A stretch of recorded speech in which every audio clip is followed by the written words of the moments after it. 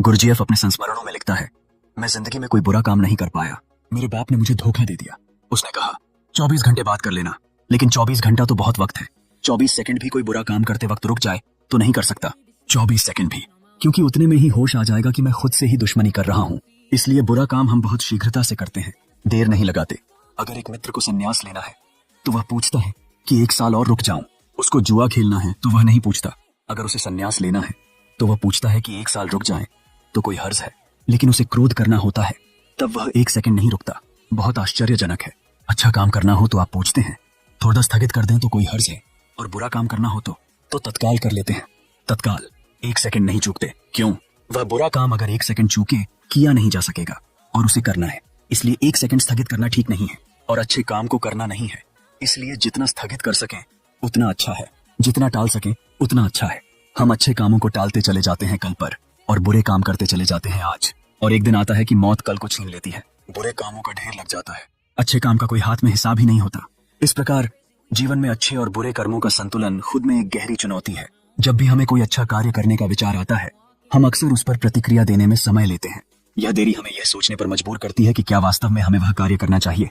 हालांकि जब बुरे कार्य की बात आती है तो समय की प्रतीक्षा नहीं होती, प्रक्रिया तात्कालिक हो जाती है। जैसे कोई आत्मिक आवेग हमारे भीतर से हमें संचालित कर रहा हो। एक क्षण रुककर देख लेना कि जिस चीज से दुख आता हो उसे आप कर रहे हैं तो फिर अपने शत्रु हैं, और जो अपना शत्रु है उसकी अधोयात्रा जारी है। वह नीचे गिरेगा, गिरता चला जाएगा।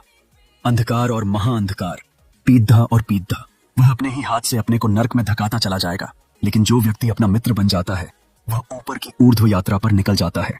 उसकी यात्रा दिए की ज्योति की तरह आकाश की तरफ होने लगती है। मित्र वही है जो अशुभ से बचाता है और शुभ को समय पर करवाता है। अपने कर्तव्य का ईमानदारी से पालन करना अपने पड़ोसी के प्रति और आध्यात्मिक प्राणियों का आदर करते हुए हमेशा उचित संयम बनाए रखना और सभी को कर्तव्य करने हेतु प्रेरित करना ही योग है। यह जो ऊपर उठती हुई चेतना है, अच्छे कामों को करने की चेतना है, यही योग है। अपना मित्र होना ही योग है, अपना शत्रु होना ही अयोग है। ऊपर की तरफ बढ़ते चले जाना ही आनंद है। इस प्रकार हमारी सोच का दायरा बदलने का एक उपाय योग है। योग का अर्थ केवल शारीरिक व्यायाम नहीं है, बल्कि यह अपने अंतर्मुखी आत्मसंवाद से संबंधित है। यदि हम अपने कार्यों की प्रणालियों में ऊपर उठने की ऊर्जा को पहचान सकें तो हम अपनी चेतना को ऊर्ध्वगामी दिशा में निर्देशित कर सकते हैं। यही मित्रता का अर्थ है। एक ऐसा मित्र जो हमें सकारात्मकता की ओर ले जाए और बुराइयों से दूर रहने में सहायता करे। अंततः जीवन का यही सच्चा उत्सव है, यही आनंद है। एक व्यक्ति जो बुराई से स्थगित रहने में सक्षम है और अच्छे कर्म की ओर प्रोत्साहित करता है, वही असली योगी है।